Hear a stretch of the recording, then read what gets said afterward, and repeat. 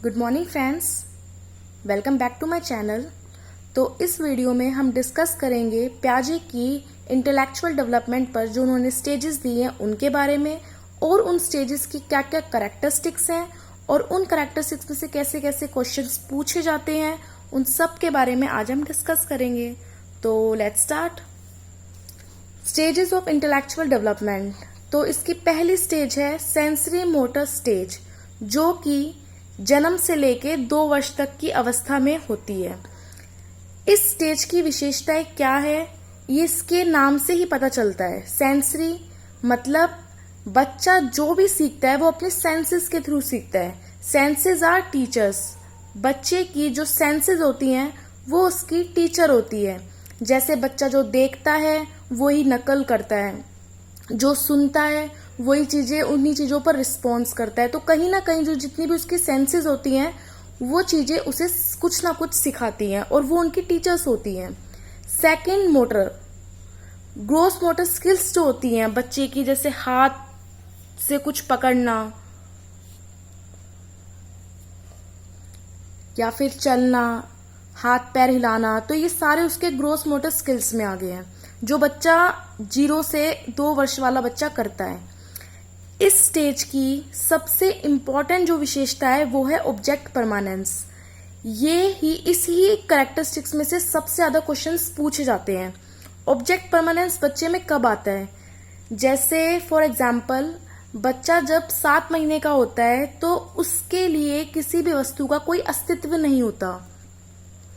अगर उसके सामने कोई खिलौना है या कोई मोबाइल है या कोई और चीज है, उसके सामने अगर रख दी वो और फिर उसके बाद कुछ देर बाद हटा दी, तो वो काफी टाइम बाद वो मतलब काफी देर तक उस चीज को भूल जाएगा। उसे पता भी नहीं होगा कि हाँ ये वस्तु है भी। तो उसकी में एक ऑब्जेक्ट परमानेंस होता है, वो चीज नहीं आती। लेकिन इस स्टेज की एंड तक जाते जाते बच्चे में ऑब्जेक्ट परमानेंस आ जाती है।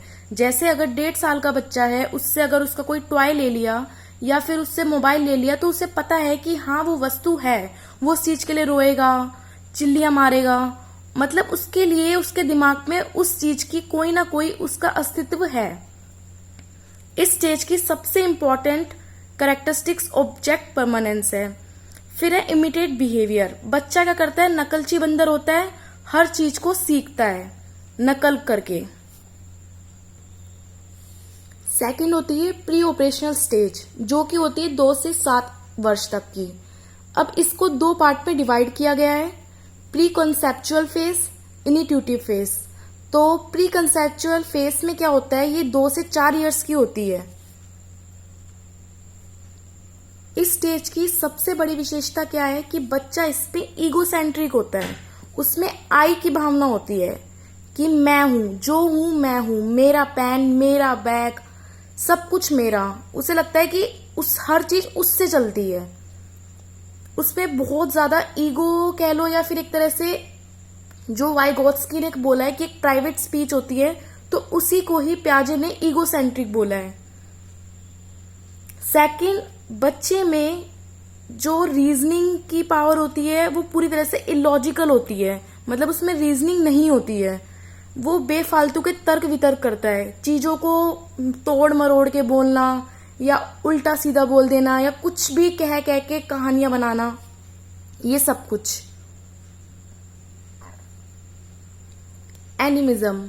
एनिमिज्म में क्या होता है कि बच्चा जो भी नॉन लिविंग थिंग होती है उनको भी लिविंग थिंग समझता है। जैसे स्टेज में क्या होता है, फॉर एग्जाम्पल जैसे अगर बच्चे को चोट लगी और जिस चीज से उसे चोट लगी है, चाहे दीवार हो, चाहे सीढ़ियां हो, स्टेयर्स वगैरह, अगर उनको मार दिया जाए या उनको मार देते हैं, या टॉय ने कोई चोट पहुंचाई उनको मार दिया, तो उन्हें लगता है कि हाँ उनको चोट पहुंच गई, उन्हें भी दर्द हुआ है, या उनका जो भी एक तरह से रिलैक्स हो जाते हैं, हाँ कि उन्हें भी चोट पहुंची। तो एक तरह से नॉन लिविंग थिंग जो होते हैं उनको भी लिविंग थिंग समझते हैं। टॉय हो गया, अपने टॉय से बात करना, उनकी केयर करना, उसको सुलाना, खिलाना, ये सब कुछ उनके अंदर होता है, क्योंकि वो सोचते हैं जो नॉन लिविंग थिंग है उनको भी लिविंग थिंग्स की तरह ही ट्रीट करते हैं। फिर एक crucial stage for language development. इस स्टेज में 2 से 4 वर्ष की अवस्था में सबसे ज्यादा बच्चे का लैंग्वेज डेवलपमेंट होता है, क्योंकि बच्चा अपने परिवार में, अपनी फैमिली में सबसे ज्यादा इंटरेक्ट करता है। अब प्री ऑपरेशनल स्टेज की ही जो सेकंड पार्ट है, इनिशिएटिव फेज, जो 4 से 7 इयर्स है, इस स्टेज में बच्चे का जो कॉन्सेप्ट होता है उसका फॉर्मेशन स्टार्ट हो जाता है, जैसे कि अल्फाबेट में लगा लो या किसी भी चीज में जो नॉर्मल कॉन्सेप्ट वगैरह होता है वो उनके बनने स्टार्ट हो जाते हैं। इस स्टेज में 2 चीजों की अब्सेंस रहती है, एक तो रिवर्स की कि एबिलिटी टू रिवर्स, बच्चा रिवर्स करके चीजों को नहीं देख पाता। जैसे कोई अगर बच्चे से पूछा जाए कि 2 5 जा क्या होता है तो 10, लेकिन अगर उससे पूछा जाए कि 5 2 जा क्या होता है तो वो नहीं बता पाएगा।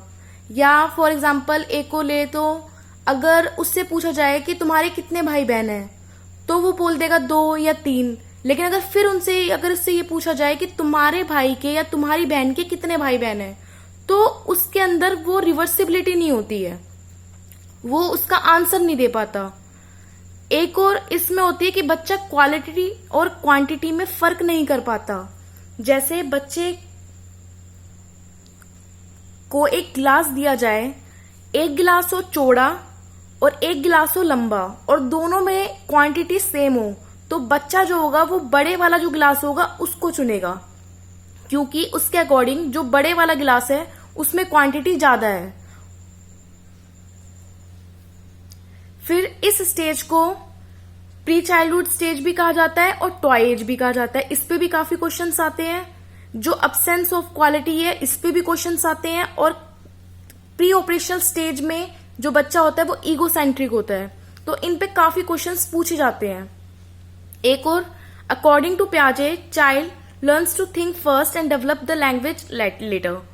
तो इसमें क्या होता है कि बच्चा जो होता है ना, जैसे पहले भी डिस्कस किया था फर्स्ट वीडियो में, कि बच्चा जो होता है वो पहले सीखता है उसके बाद लैंग्वेज डेवलप होती है। पियाजे के अकॉर्डिंग कि बच्चा पहले सोचता है फिर उसके बाद उसकी लैंग्वेज डेवलप होती है। थर्ड है कॉन्क्रीट ऑपरेशनल स्टेज, जो है 7 से 11 वर्ष के बच्चे की। अब इसमें क्या होता है, बच्चा जो होता है वो लॉजिकल थिंकिंग उसकी स्टार्ट हो जाती है, वो लॉजिकल चीजों को सोचना स्टार्ट कर देता है और उसके अंदर कॉन्क्रीट ऑपरेशनल भी स्टार्ट हो जाता है। जैसे अगर कोई कॉन्क्रीट चीज है, कोई एड सब्ट्रैक्ट या किसी भी कोई स्टेटमेंट वाले समय, लेकिन वो कॉन्क्रीट है तो बच्चा उनको सॉल्व कर सकता है, लेकिन उनके अंदर अब्स्ट्रैक्ट ऑपरेशन नहीं आती है। बच्चा जो होता है वो अमूर्त जो चीजें होती है उनको देख के नहीं सीख पाता है। जो चीजें उनको दिख रही है उन चीजों को देख के ही वो सीख पा रहा है। उनके अंदर रिवर्सिबिलिटी डेवलप हो जाती है। उनके अंदर क्लासिफाई करना चीजों को, सीरिएशन से मतलब हर चीज को सीरियल वाइज करना, क्लासिफाई करना चीजों को, ये सारी चीजें बच्चे के अंदर आ जाती है। और इस स्टेज को प्री गैंग एज भी कहा जाता है। फोर्थ स्टेज है फॉर्मल ऑपरेशनल स्टेज, ये एडोलसेंस से अडल्टहुड तक की है। इस स्टेज की सबसे इंपॉर्टेंट कैरेक्टरिस्टिक्स ये है कि इसमें बच्चे में जो एब्स्ट्रैक्ट थिंकिंग आ जाती है। बच्चे में जो डिडक्टिव रीजनिंग है वो भी आ जाती है, कि जरूरी नहीं है कि बच्चे को हर चीज एग्जाम्पल्स के थ्रू ही समझाया जाए। अगर वो उसे स्टेटमेंट या थ्योरी या किसी एक पर्टिकुलर जो फॉर्मूला वगैरह होता है तो उसको पुट करके भी बच्चा चीजों को सीख लेता है, तो वो एबिलिटी बच्चे के अंदर आ जाती है।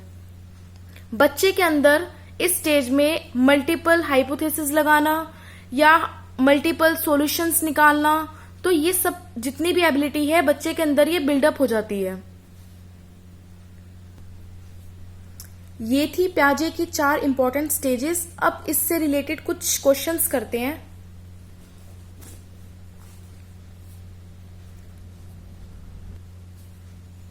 फर्स्ट क्वेश्चन देखते हैं। अकॉर्डिंग टू पियाजे stages of cognitive development the sensory motor stage is associated with.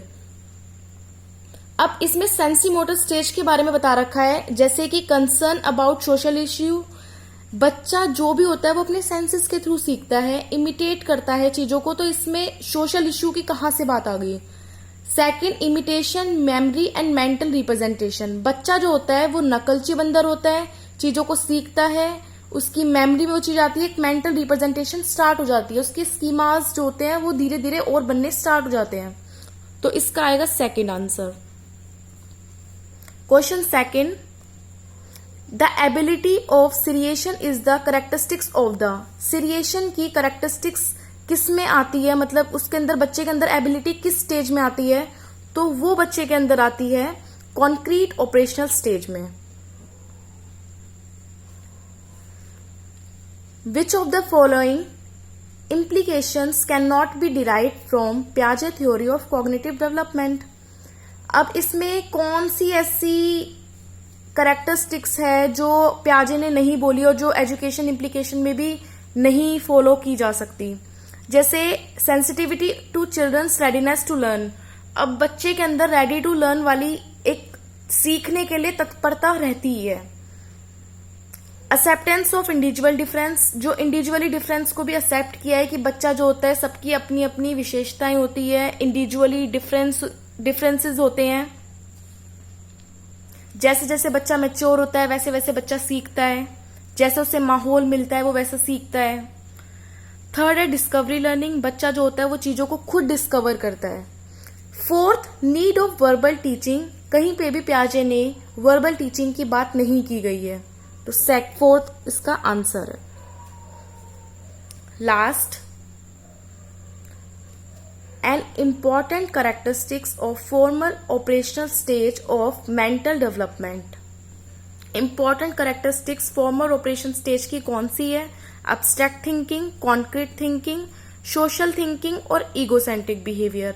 तो फॉर्मल ऑपरेशन स्टेज की सबसे ज्यादा जो कैरेक्टरिस्टिक है, सबसे इंपॉर्टेंट जो कैरेक्टरिस्टिक है वो है एब्स्ट्रैक्ट थिंकिंग। बच्चे में एब्स्ट्रैक्ट थिंकिंग आ जाती है।